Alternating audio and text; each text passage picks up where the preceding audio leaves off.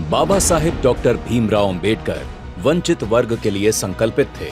उनके इसी संकल्प पथ पर चलकर मोदी सरकार वंचितों के उत्थान के साथ विकसित भारत के निर्माण की ओर बढ़ रही है।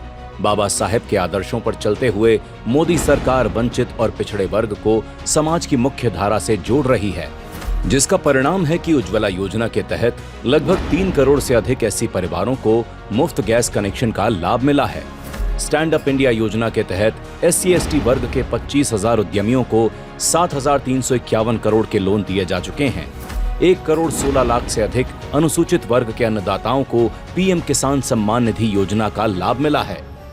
मोदी सरकार वंचित वर्ग के विकास के लिए प्रतिबद्ध है, जिसका परिणाम है कि SC/ST वर्ग के आरक्षण को 10 वर्षों के लिए बढ़ाया गया। राष्ट्रीय पिछड़ा वर्ग आयोग यानी NCBC को मोदी सरकार में संवैधानिक दर्जा मिला और आर्थिक रूप से कमजोर वर्ग यानी EWS के लिए आरक्षण की शुरुआत हुई। साथ ही SC वर्ग के बच्चों की अच्छी शिक्षा के लिए श्रेयस योजना के तहत 97,928 छात्रों को 2,708.64 करोड़ रुपए की सहायता दी गई है और डॉक्टर अंबेडकर पोस्ट मैट्रिक छात्रवृत्ति योजना से दलित छात्रों को उच्च शिक्षा प्रदान की जा रही है।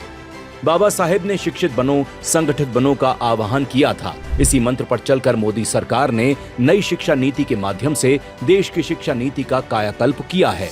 मोदी सरकार ने बजट 2025-26 में SC/ST वर्ग की पहली बार उद्यमी बनने वाली महिलाओं के लिए नई योजना शुरू करने का ऐलान किया, जिसके तहत अगले 5 वर्षों में महिला उद्यमियों को 2 करोड़ रुपए तक का टर्म लोन उपलब्ध कराया जाएगा।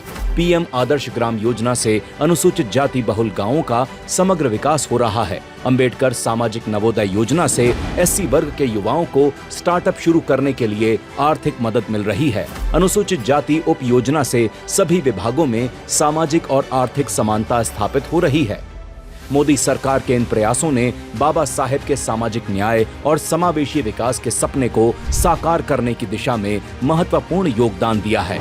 इससे SC/ST समुदायों को मुख्य धारा में शामिल होने के साथ विकसित भारत के संकल्प में अहम भूमिका निभा रहे हैं।